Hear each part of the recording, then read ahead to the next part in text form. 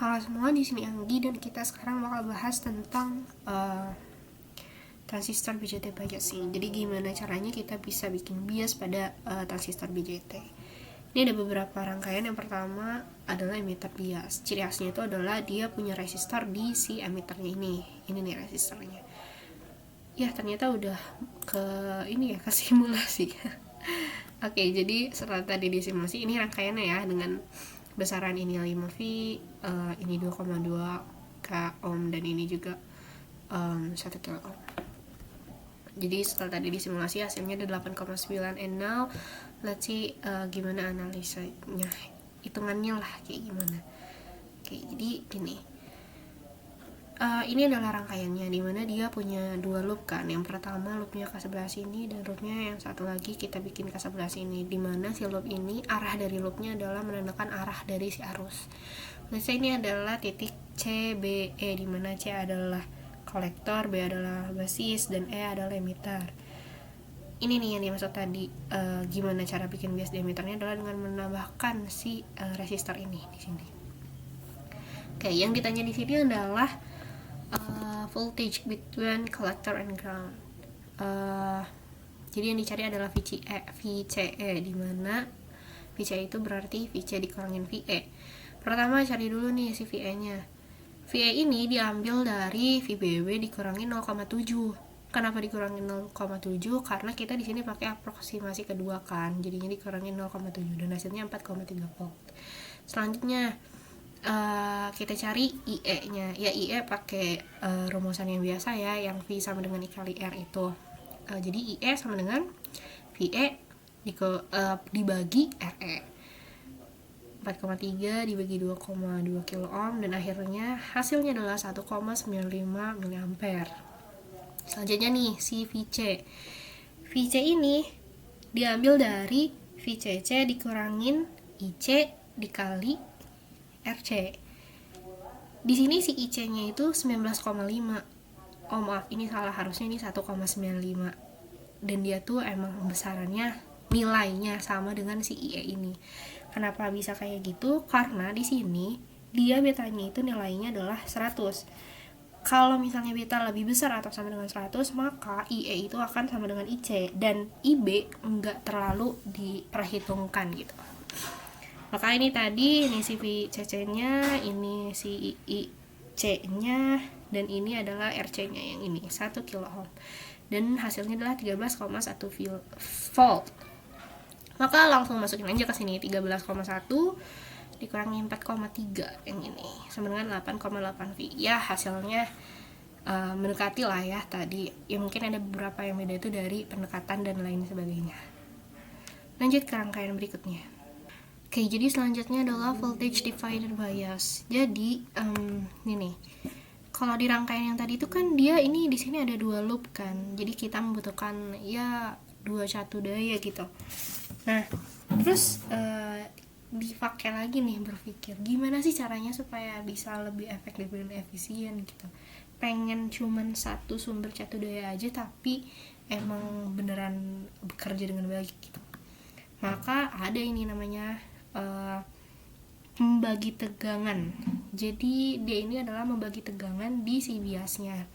Dari yang tadinya baterai ini di sini, dia dimodifikasi jadi 2 resistor di sininya.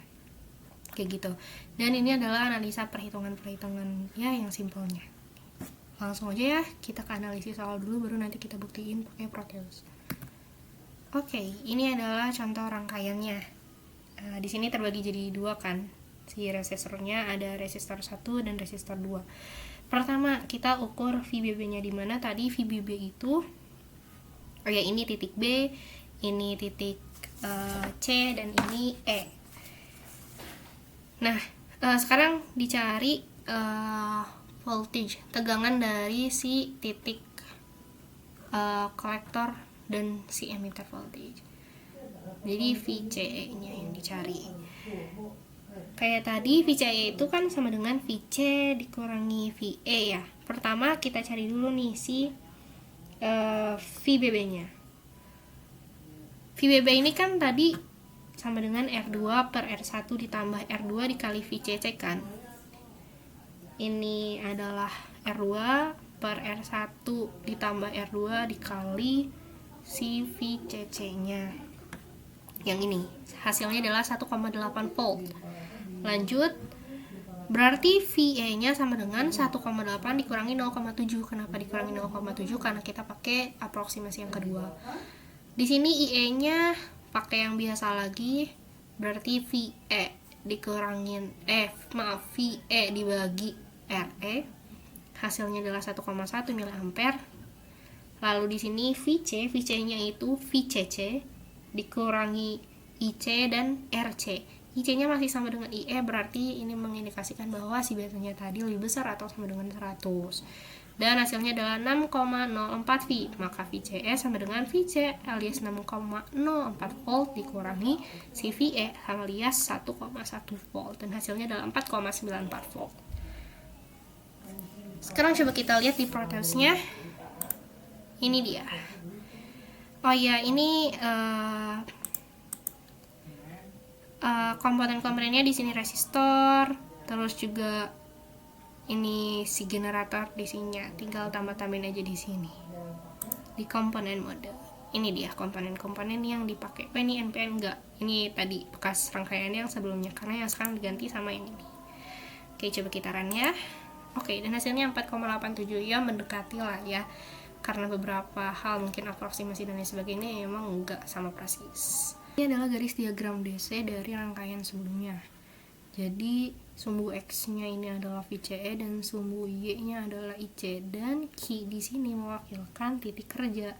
Ya, let's say koordinatnya akan menjadi VCQ dan ICQ.